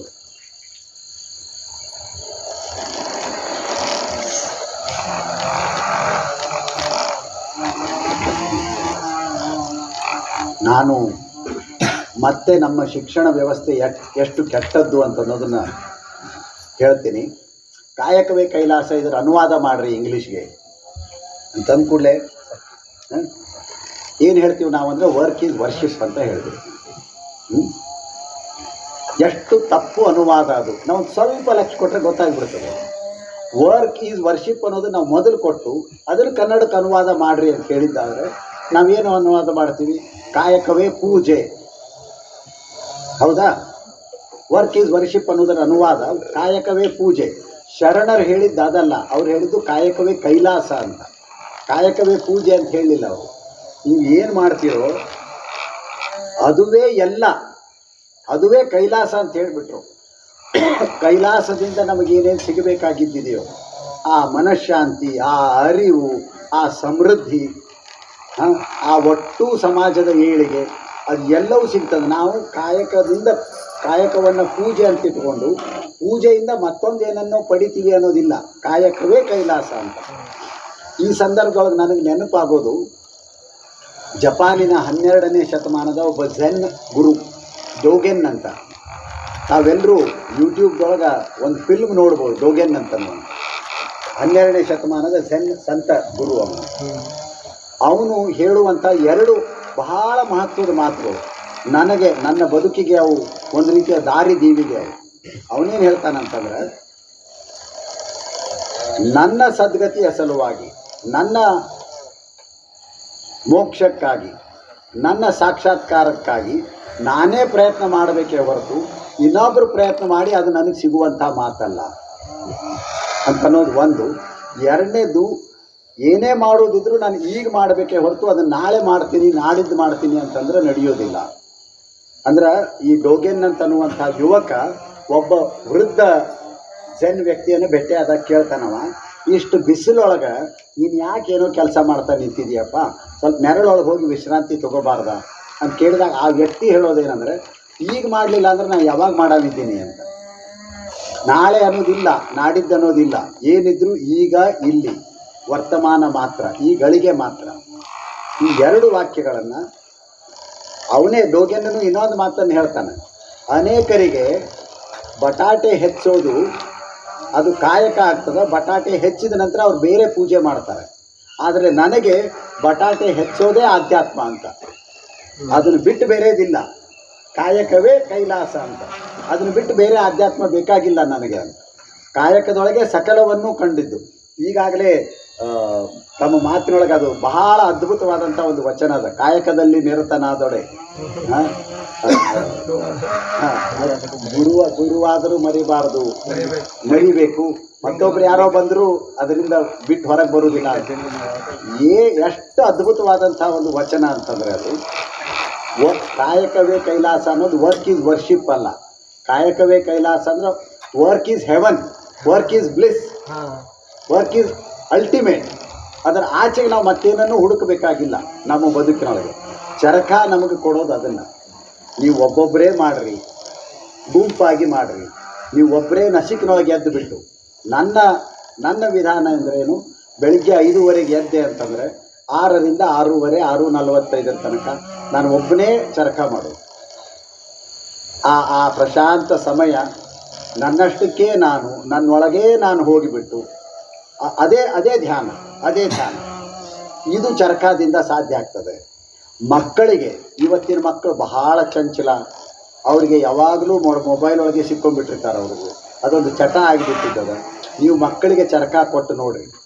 ನಮ್ಮ ಶಾಲೆಯೊಳಗೆ ನಾವು ಕಳೆದ 1 ವರ್ಷದಿಂದ ಚರಕ ಕಲಿಸ್ತಾ ಇದ್ದೀವಿ ಮಕ್ಕಳಿಗೆ. 30 ಚರಕ ಇಟ್ಕೊಂಡಿದ್ದೀವಿ. ಅದು ಎಷ್ಟು ಖುಷಿ ಪಡ್ತಾರಂದ್ರೆ, ಈಗ ಚರಕ ಕ್ಲಾಸ್ ಅಂತ ಓಡೋಡಿ ಬರ್ತಾರೆ. ಆ ಚರಕನ ಕೆಡಿಸ್ತಾರೆ, ಅದನ್ನೇನೋ ಯಾವುದೋ ಒಂದು ಇದನ್ನು ಮುರಿತಾರೆ. ಅದೆಲ್ಲವೂ ಮಕ್ಕಳು ಮಾಡುವಂಥದ್ದು. ಆದರೆ ಆ ಸಂತೋಷವನ್ನು ಅನುಭವಿಸ್ತಾರಲ್ಲ ಮಕ್ಕಳು, ಆ ಸಂತೋಷವನ್ನು ಅನುಭವಿಸೋದಿದೆಯಲ್ಲ, ಒಂದು ಸಲ ಅದು ಹಿಡಿತು ಅಂತಂದರೆ, ಈಗೇನು ನಾವಿಲ್ಲಿ ನೋಡ್ತಾ ಇದ್ದೀವಿ 1, 2, 3, 4, 5, 6, 7 ಜನ ನಮ್ಮ ಸುಮನ ಸಂಗಮ ಕಾಡು ತೋಟದೊಳಗೆ ಪ್ರತಿನಿತ್ಯ ಚರಕ ನೂಲ್ತಾರೆ. ಈಗ ಸಾಕು, ಇದನ್ನು ಬಿಡ್ರಿ, ಬೇರೆ ಕೆಲಸ ಉಳ್ದಾವ್ ನಿಮ್ಮ ಅಂತ ಹೇಳೋ ತನಕನೂ ಅವ್ರು ಅದನ್ನು ಬಿಡೋದಿಲ್ಲ. ಮಾಡ್ಲಿಕ್ಕೆ ಕೂತರು ಅಂದರೆ ಒಂದು ರೀತಿಯ ಸ್ಪರ್ಧೆ. ಇವತ್ತು ನಾನು ಇಷ್ಟು ತೆಗೆದೆ, ಇವತ್ತು ನಾನು ಇಷ್ಟು ತೆಗೆದೆ. ಅಷ್ಟು ಸಂತೋಷವನ್ನು ಕೊಡುವಂತಹ, ಅಷ್ಟೊಂದು ಸಂತೃಪ್ತಿಯನ್ನು ಕೊಡುವಂತಹ ಚಟುವಟಿಕೆ ಅದು. ಏನಾಗ್ತದೆ ಇದರಿಂದ? ಏನು ಲಾಭ? ಇದು ಹೌದಪ್ಪ, ನಾವೇನೋ ನೂಲು ತೆಗೆದ್ವಿ, ಅದರಿಂದ ಖಾದಿ ಕೇಂದ್ರಕ್ಕೆ ಕೊಟ್ವಿ, ಅದು ಬಟ್ಟೆಯಾಗಿ ಬರ್ತದೆ ಅಂತ. 500 ಜನ. ಸಾಮಾನ್ಯವಾಗಿ ಒಂದು ಸಣ್ಣ ಹಳ್ಳಿ ಒಳಗೂ ಕೂಡ ಜನಸಂಖ್ಯೆ ಒಂದು 500 ಇರ್ತದೆ, ಹೌದಾ? 500 ಜನ ದಿನಾಲು 1 ತಾಸು ಚರಕ ನೂಲು ತೆಗೆದಿದ್ದಾದರೆ 10 ಜನ ನೇಕಾರರಿಗೆ ಇಡೀ ವರ್ಷದ ಉದ್ಯೋಗ ಕೊಡ್ಬೋದು. ಇಡೀ ವರ್ಷದ ಉದ್ಯೋಗ ಕೊಡ್ಬೋದು. ನಾವು ನಮ್ಮ ದೇಶದ ಸ್ಥಿತಿಯ ಬಗ್ಗೆ ಬಹಳಷ್ಟು ಏನೇನೋ ಟೀಕೆ ಮಾಡ್ತೀವಿ. ಪೊಲೀಸರು ಹಂಗಿದ್ದಾರೆ, ರಾಜಕಾರಣಿಗಳು ಹಿಂಗಿದ್ದಾರೆ, ಮತ್ತೊಬ್ರು ಹಂಗಿದ್ದಾರೆ, ಈ ದೇಶ ದುರವಸ್ಥೆ, ಈ ದೇಶ ಏನೂ ಉಪಯೋಗ ಇಲ್ಲ ಅಂತ. ನಾನೇನು ಮಾಡ್ತಾ ಇದ್ದೀನಿ ಒಬ್ಬ ವ್ಯಕ್ತಿಯಾಗಿ, ಒಬ್ಬ ನಾಗರಿಕಾಗಿ ನಾನೇನು ಮಾಡಬಲ್ಲೆ? ಈ ಪ್ರಶ್ನೆಯನ್ನು ಕೇಳ್ಕೊಂಡಾಗ ತಕ್ಷಣಕ್ಕೆ ಬರುವಂಥ ಉತ್ತರ ಏನಂದರೆ ನಾವೊಬ್ಬ ಏನು ಮಾಡ್ಬೋದು, ನಾನೊಬ್ಬನಿಂದ ಏನು ಸಾಧ್ಯತೆ. ಆಗ ನನಗೆ ನೆನಪಾಗೋದು ಅದು ರಾಜಸ್ಥಾನದ ಒಬ್ಬ ಸೂಫಿ ಹಾಡುಗಾರ, ಮುಕ್ತಿಯಾರ್ ಅಲಿ ಅಂತಿದ್ದ. ಅವರು ಒಂದು ಹಾಡು, ಆ ಹಾಡಿನೊಳಗೆ ಕತೆ ಏನಾಗ್ತದಂದ್ರೆ, ಒಂದು ಅರಣ್ಯ ಇರ್ತದೆ, ಆ ಅರಣ್ಯಕ್ಕೆ ಒಂದು ಸಲ ಬೆಂಕಿ ಹತ್ತಿ ಬಿಡ್ತದೆ. ಮರಗಳೆಲ್ಲ ಉರಿಲಿಕ್ಕೆ ಶುರುವಾಗಿಬಿಡ್ತಾವೆ, ಎಲ್ಲ ಪ್ರಾಣಿಗಳು ಓಡಿ ಹೋಗ್ಲಿಕ್ಕೆ ಶುರುವಾಗಿಬಿಡ್ತಾವೆ. ಎಲ್ಲ ಪ್ರಾಣಿ ಪಕ್ಷಿ ಬೆಂಕಿಯ ಝಳಕ್ಕೆ ತಾಳಲಾರದೆ ಹೋಗ್ಲಿಕ್ಕೆ ಶುರು ಮಾಡಿಬಿಡ್ತಾವೆ. ಒಂದು ಸಣ್ಣ ಪಕ್ಷಿ ಬರ್ತದೆ, ಅದೇನು ಮಾಡ್ಲಿಕ್ಕೆ ಶುರು ಮಾಡ್ತದಂದ್ರೆ, ಅಲ್ಲಿ ಎಲ್ಲೋ ಹೋಗಿ ಒಂದು ನೀರಿನ ಜಲಾಶಯ ಇರ್ತದೆ, ಒಂದು ಕೆರೆ ಇರ್ತದೆ, ತನ್ನ ಚುಂಚಿನೊಳಗೆ ಒಂದು ಹನಿ ನೀರು ತಗೊಂಡು ಬಂದು ಆ ಬೆಂಕಿಗೆ ಹಾಕಿ ಆರಿಸೋ ಪ್ರಯತ್ನ ಮಾಡೋದು, ಮತ್ತೆ ಹೋಗೋದು, ಮತ್ತೊಂದು ಹನಿ ನೀರು ತೊಗೊಂಬರೋದು, ಅದಕ್ಕೆ ಹಾಕೋದು, ಮತ್ತೊಂದು ಹೋಗೋದು, ಮತ್ತೊಂದು ಹನಿ ನೀರು ತಂದ. ಅಲ್ಲಿ ಬೇರೆ ಯಾವುದೋ ಒಂದು ಪ್ರಾಣಿ ನಿಂತಿರ್ತದೆ, ಅದು ಕೇಳ್ತದಂತ, ನೀ ಏನು ಮಾಡ್ಲಿಕ್ಕತ್ತಿ ಇದು ಅಂತ. ಅದು ಹೇಳ್ತದೆ, ಇಲ್ಲಪ್ಪ ಮತ್ತು ನನಗೆ ಸಾಧ್ಯ ಇರೋದು ಇಷ್ಟೇ, ನಾನು ನನ್ನ ಚುಂಚಿನೊಳಗೆ ಒಂದು 2 ಹನಿ ನೀರು ತರ್ತೀನಿ, ನಾನು ಈ ಬೆಂಕಿಯನ್ನು ಆರಿಸ್ಲಿಕ್ಕೆ ಪ್ರಯತ್ನ ಮಾಡ್ತೀನಿ, ನಿನಗೆ ಹುಚ್ಚಿಡ್ದೇನು ಅಂತ ಕೇಳ್ತದೆ. ಎಷ್ಟು ದೊಡ್ಡ ಬೆಂಕಿ ಕಾಡಿಗೆ ನೀನು 2 ಹನಿ ತಂದು ಇದನ್ನು ಆರಿಸ್ಲಿಕ್ಕೆ ಪ್ರಯತ್ನ ಮಾಡ್ತೀವಿ, ಇದು ಸಾಧ್ಯ ಆಗುವಂಥ ಮಾತಾ ಅಂತ ಹೇಳ್ತಾರೆ. ಆವಾಗ ಆ ಪಕ್ಷಿ ಏನು ಹೇಳ್ತದಂದ್ರೆ, ನನ್ನ ಕೈಯಿಂದ ಅದನ್ನು ಆರಿಸ್ಲಿಕ್ಕೆ ಸಾಧ್ಯ ಆಗ್ತದೋ ಇಲ್ಲೋ ನನಗೆ ಗೊತ್ತಿಲ್ಲ, ಆದರೆ ನನಗಲ್ಲ, ನನ್ನ ಎಲ್ಲ ಪೂರ್ವಜರಿಗೆ ಮತ್ತು ನನ್ನ ಇಡೀ ಭವಿಷ್ಯದ ಸಂತತಿಗೆ ಆಶ್ರಯವನ್ನು ಕೊಟ್ಟಂಥ ತಾಣ ಈ ಅರಣ್ಯ. ನನ್ನ ಹೊಟ್ಟೆಗೆ, ನನ್ನ ಆಶ್ರಯಕ್ಕೆ, ನನ್ನ ಔಷಧಿಗೆ ಸಮಸ್ತವನ್ನು ಕೊಟ್ಟಿರುವಂಥ ಜಾಗ ಅಂತಂದರೆ ಈ ಅರಣ್ಯ, ಈ ಮರಗಳು.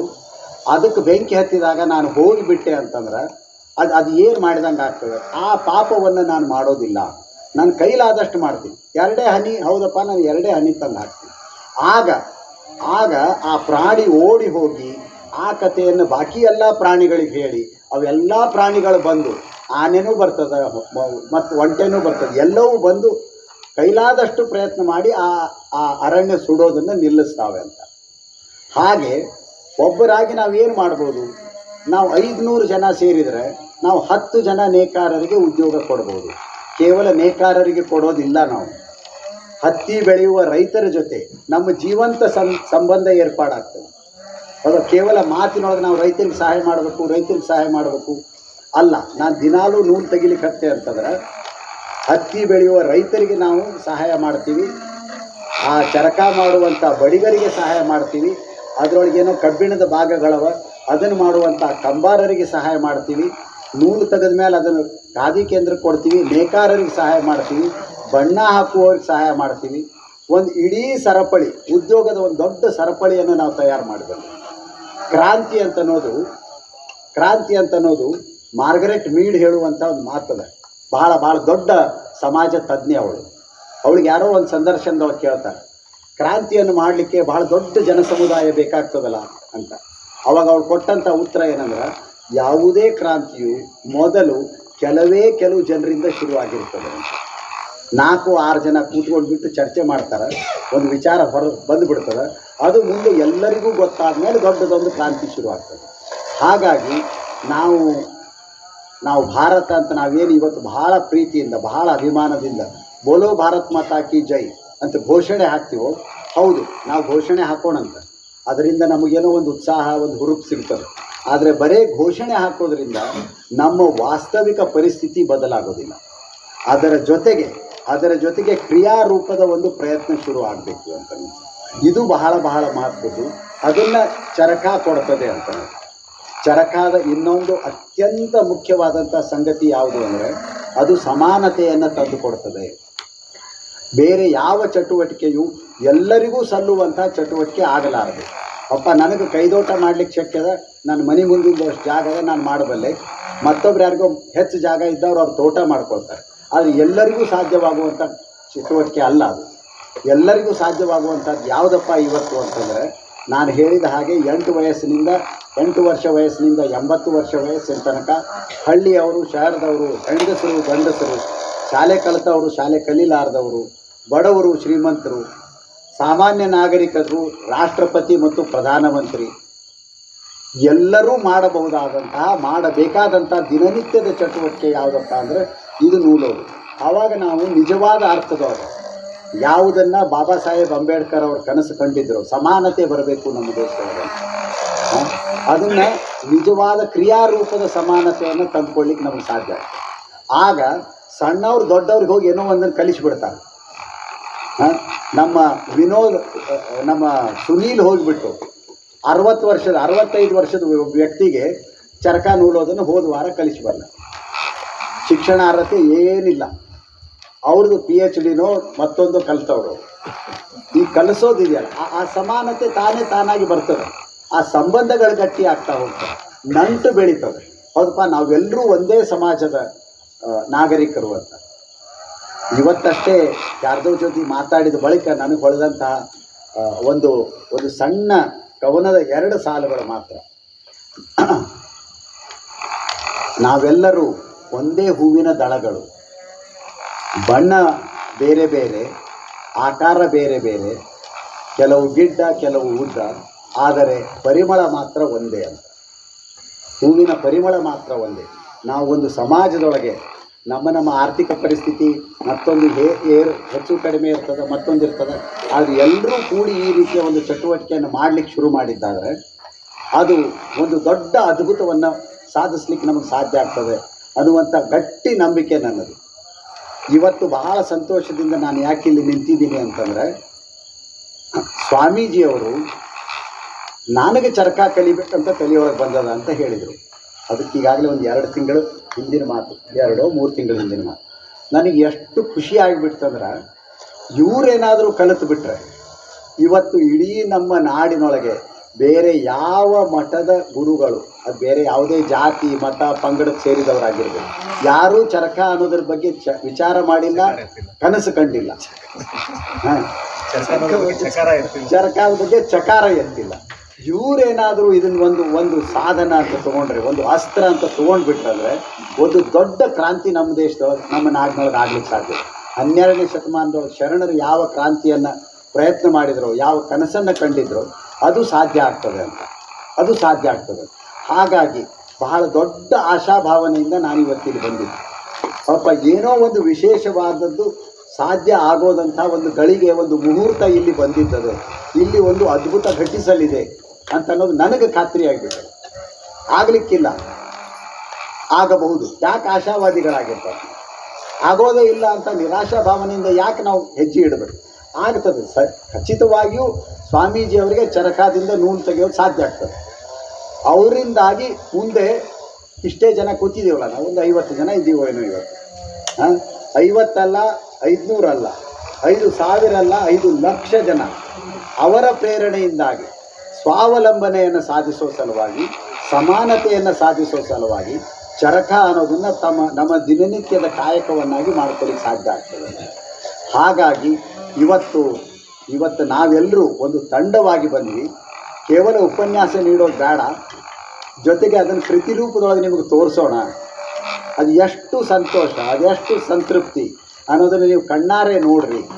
ನಿಮಗೇನಾದರೂ ಆಸಕ್ತಿ ಹುಟ್ಟಿದ್ದಾದರೆ, ಹೌದಪ್ಪ ಇದರೊಳಗೆ ಏನೋ ವಿಶೇಷ ಕಾಣ್ತದೆ, ನಾನು ಕೈ ಹಚ್ಚಲೇನದಕ್ಕೆ ಅಂತನ್ನುವಂಥದ್ದು ಒಂದು ನಿಮ್ಮೊಳಗೆ ಮೊಳಕೆ ಹೊಡೆದಿದ್ದಾದರೆ, ತರಬೇತಿ ಕಾರ್ಯಕ್ರಮಗಳನ್ನು ನೀವು ಯಾವತ್ತು ಕರೆದ್ರೂ ನಾವು ಬಂದು ಮಾಡಲಿಕ್ಕೆ ತಯಾರಿದ್ದೀವಿ.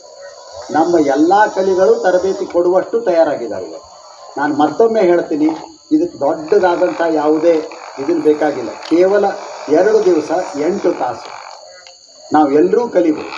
ಕಾಯಕವೇ ಕೈಲಾಸ ಅನ್ನೋದನ್ನು ಯಾವುದನ್ನು ಬಸವಣ್ಣ ಹೇಳಿ ಹೋದ್ನೋ ಅದನ್ನು ಕೃತಿರೂಪದೊಳಗೆ, ನಿಜವಾಗಿಯೂ ಕೃತಿರೂಪದೊಳಗೆ ತರಲಿಕ್ಕೆ ಸಾಧ್ಯ ಇದೆ ಈ ಚರಕದಿಂದ.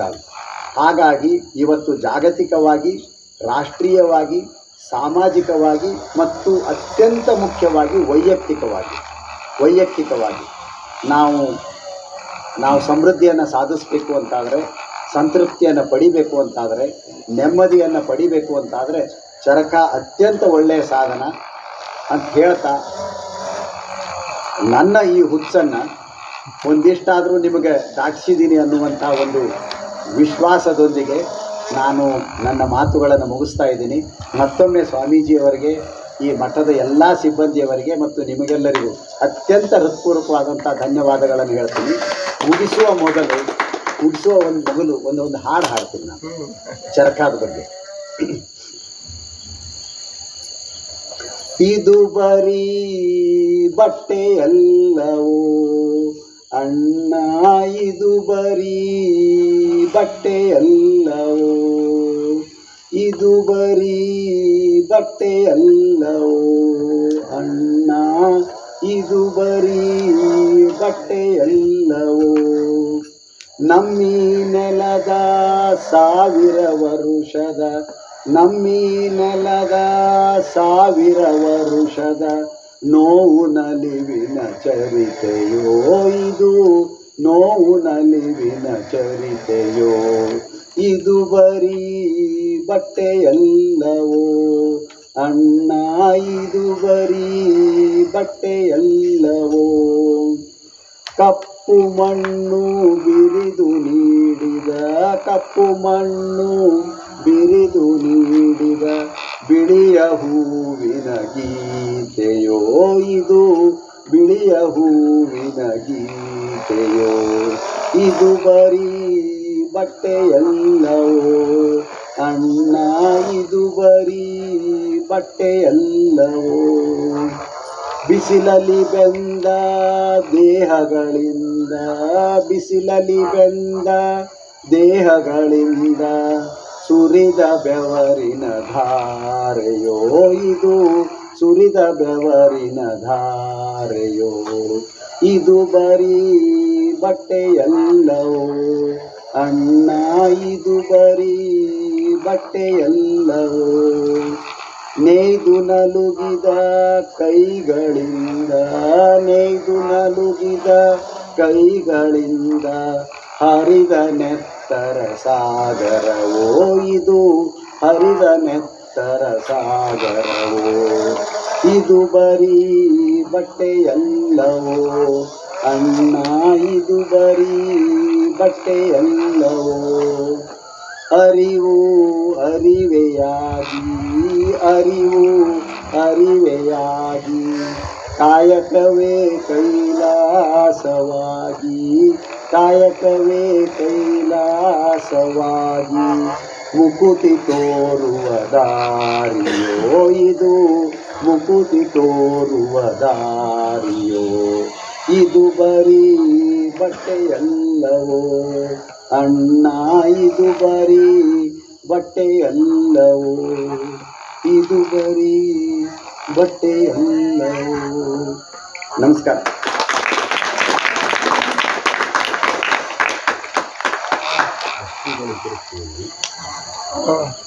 ಪ್ರಶ್ನೆಗಳಿದ್ರೆ ಕೇಳ್ಬೋದು.